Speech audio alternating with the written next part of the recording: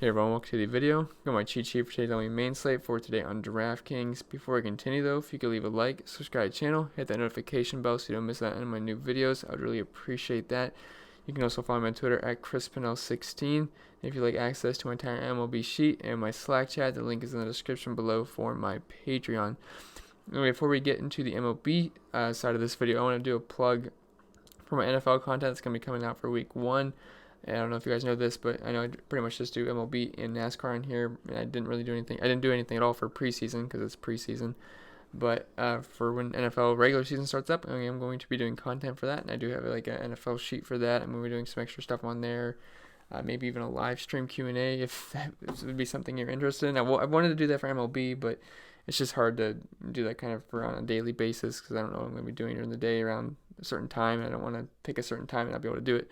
So, but for NFL, it's easier because it's a weekly sport. It's easier to have a build up there and just a regular schedule for that. So I'm really excited for NFL. This is like what the sheet looks like. I'm not even done with the sheet yet, but I've been working on it since like June just to get it finalized and stuff. So it's got pretty much everything you need on here: player info, the matchup, Vegas. I got the early Vegas lines in already. Right now, I'll have the stats during the season what they're doing, but as of right now, I can only use 2018 stats because we haven't played a game yet. So we got all that on there. Target share, ADOT, all that good stuff on there. And then I just got to do this stuff too. That's why it's blank right now. But I'm going to have the defense versus wide receiver, all that good stuff, wide receiver, cornerback matchups, the advantage things, and some other cool stuff on there. Game info, weather, factors on there. So all a bunch of good stuff on there. I got that for each position. I'll have a cheat sheet. I'll do some other stuff too. And then my Slack chat where you can ask me all the questions. Pretty fun. Very excited for NFL. So I just thought I'd plug that in on there because I get more viewers on Sunday. So I figured I'd wait till Sunday to do that. So more of you see that. If you are interested, I'm very excited for NFL. I'm sure you guys are too. So anyway, enough knowing you for a commercial. Let's get into the cheat sheet for MLB. So at pitcher, I really like the Red Sox today. So I'm going to want to spend down. I know Zach Wheeler's up there, but I really don't want to pay a premium for pitching today. Let me turn that fan off in case you guys can hear it. Okay, fix that. So again, I don't want to pay a premium for pitching, so I am going to wanting to be spending down. So Jack Flaherty looks like my ace of this slate, and he's only 9,700 going against Cincinnati. Then I like Thomas Pannone, I'm not sure. I should probably learn how to say his name right, considering I want to play him tomorrow. But he's 4,600 versus Seattle. Then Trevor Richards at 7K versus Detroit. So let's do a little preview of the pitching sheet to see why I like the guys that I like. So if we get into this, we have Jack Flaherty at 9,700. He's got elite numbers this season. I wouldn't say elite, but like near elite numbers. 3.88 xFIP, 28.6% strikeout rate, 7% walk rate. It's not the best, but it's not the worst. It's below league average. And he got a little bit of problems with lefty power, but when it comes to righties, he is just very, very good. And this matchup versus Cincinnati is not the worst one in the world. Now, they have a couple of decent lefties, but they do strike out quite a bit to righties, and Jack Flaherty has been on a roll lately. He's had multiple 30-point games. He had an okay game versus Cincy last time out. He had 7 strikeouts, but he only went 4.1 innings, and he usually goes a little bit farther than that. So if I have to think if he has, he's got his command and doesn't walk a lot of guys, he can have a pretty good game here. It's a bad ballpark for pitching, but I just really like Jack Flaherty. He's a very good pitcher, and honestly might be a little underpriced. I know that's kind of saying a lot at 9,700. But I think he has 30-point upside in this matchup, and I do like him. And then Trevor Richards at 7K. So this is interesting. He is on Tampa now, if you guys didn't know that. And he's projected to be the long reliever, and I just don't know how long he's going to go into the game. I didn't get a definite pitch count on him. I know recently he hasn't gone farther than 2.1 innings in a game. So, but he's always been a starter, so I think he can have a decent leash here, and if he can go long enough to get us the win, I would be really happy with that. I know 7K is kind of a lot for a guy we don't know how long he's going to go into the game, but he's got the capabilities of doing that. And really just the matchup versus Detroit. If you look at Detroit's splits versus righties, it is not pretty. Now it's pretty for pitching though. You're going to see a lot of green bars here. 26.5% strikeout rate, 150 team ISO, 282 team MOBA, and 73 WRC plus. Now that's excellent numbers for Trevor Richards. Again, I need to see how far he's going to go into this game. But if he goes, if there's a report that he's going to go, a decent amount, or a good amount pitch count, I should say. You never know really how many innings the pitcher's going to go. So if we get good news on that, I would not mind playing Trevor Richards at all at 7K. Detroit sucks versus righties. And then Thomas Pannone here at the bottom. We have 4,600. Now, is he a very good pitcher? No, he's not. But he's got a 21% strikeout rate. He has 20-point upside. He's gotten 20 points before in a game. And the matchup versus Seattle is okay, because versus lefties, they strike out a really good amount versus lefties. If we take a look at their splits versus them, they own a 26.2% strikeout rate. Now, they do have a little bit of power here, which is a little concerning for a guy like Pannone, but he is a decently sized favorite, and I just like the strikeout upside here. He can give up a couple runs, just give us some strikeouts, and at 4,600, he's going to allow us to get the Red Sox bats in that we want. So that's my opinion on pitching tomorrow. So let's get into the batters now. So you're going to see a lot of Brewers, you're going to see a lot of Red Sox basically on this sheet. But let's start with Yasmani Grandal, 4,600. The Brewers are going absolutely nuts right now. They have 15 runs. Is it the 14th inning, I think? Yelich's got 2 bombs. Moustakas got a bomb. Grisham did. So I do like the Brewers again today. I think they have a 5 implied run total, and Eric Fedde's not a good pitcher. He's got a low strikeout rate, very low strikeout rate to righties, but it's not very good versus lefties either. A little bit more power to lefties. So just give me all the Brewers here in this matchup. And then Christian Vasquez at 4,500. He's been pretty good versus lefties this season. And the Red Sox get a matchup versus Ty Bloch.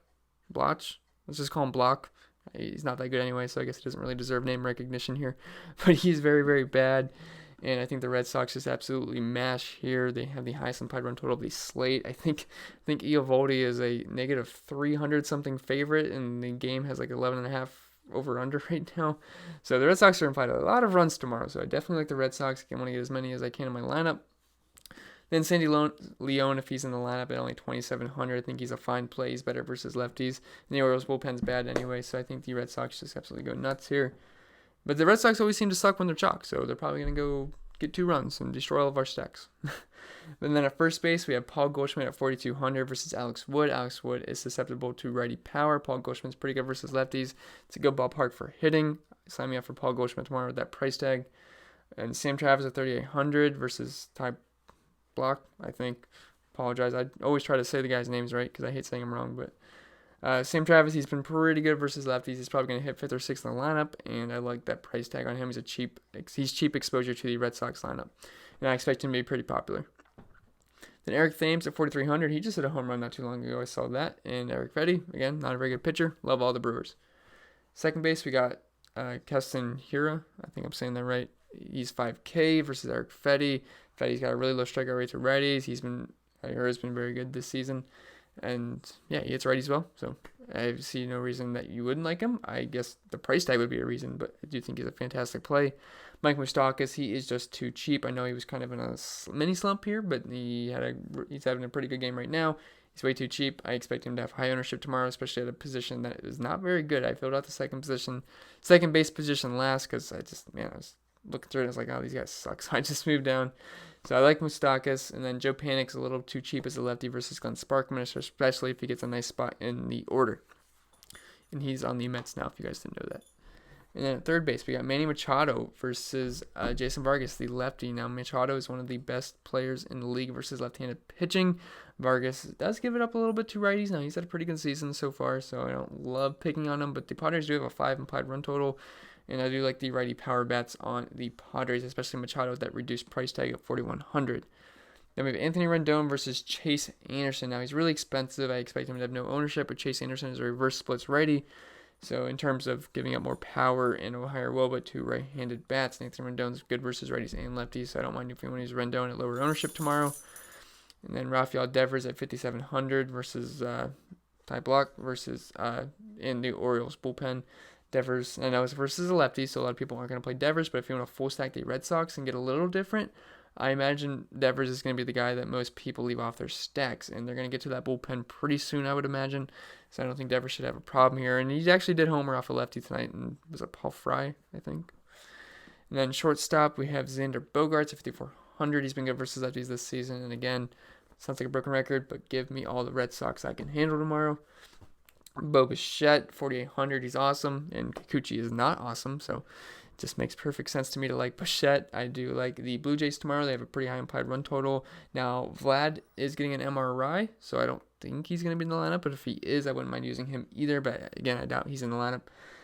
So I do like the Blue Jays, and they've been hitting really well recently. I know they were terrible in the beginning of the season, but that has changed. And again, yeah, Kikuchi is not very good. The bullpen's not very good, so makes a lot of sense there. The Manny Machado we already talked about.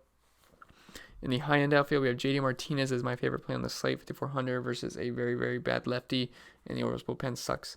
So give me all the JD Martinez I can get. He is very, very, very good versus lefties, one of the best in the entire league, up there with Manny Machado, Jose Altuve so far this season. Then Mookie Betts, 5,300. If you're going to be full stack in the Red Sox, you can't leave him off, and honestly, I wouldn't leave him off in any format. JD Martinez and Mookie Betts are kind of the building blocks for tomorrow. And then we have Christian Yelich, who just went double dong, 41 homers this season. There's no reason not to like Yelich if you're full stack in the Brewers. Michael Conforto, 4,700 versus Glenn Sparkman, who's atrocious versus left-handed bats. So I do like Conforto. He's very good versus righties. AJ Pollock versus the lefty Max Fried. Now, I respect Max Fried as a pitcher, but I would prefer the righties versus him. And guys like Pollock and Turner would fit the bill there. Then Hunter Renfroe, 4,200, righty power versus Jason Vargas. Hunter Renfroe has been very good versus lefties this season. Then the value outfield, we have Sam Travis, who is also first base eligible. Trent Grisham, who I was really hoping he'd still be in that 2K range, but he's not. But I do think he's still pretty good value as long as he's leading off. And then Tommy Pham at 3,900 versus Matthew Boyd. I don't love the play, but I was looking for another 3K guy, and he kind of popped up as a decent value. And Matthew Boyd's been touched up recently, so don't mind going with him. Then the core plays and top stacks for me are Jack Flaherty, 9,700, and then I'm going to pick a cheaper pitcher from SP2 so I can get all the Red Sox I want. Then Sam Travis at first or outfield if you want to play Goldschmidt. I don't mind using Travis, getting a full Red Sox outfield there. Don't mind that at all. Then JD Martinez and Mookie Betts. I love them too. And then the top stacks for me are the Red Sox, the Brewers, the Padres, the Blue Jays, and then the Mets. So don't mind the entire Mets lineup because Glenn Sparkman's not very good. So anyway, guys, that's all I got for the video. Remember to leave a like, subscribe to the channel, hit the notification bell so you don't miss out on any of my new videos. And I wish you guys the best of luck and a great Sunday. And unfortunately, it's going to be the last Sunday for me. It's going to be the last day of summer for me as I have to go back to class on Monday, unfortunately. So that sucks. But anyway, let's hope we can end out my summer. Hopefully we can end that on a bang tomorrow. All right, so anyway, I'll see you guys in the next video.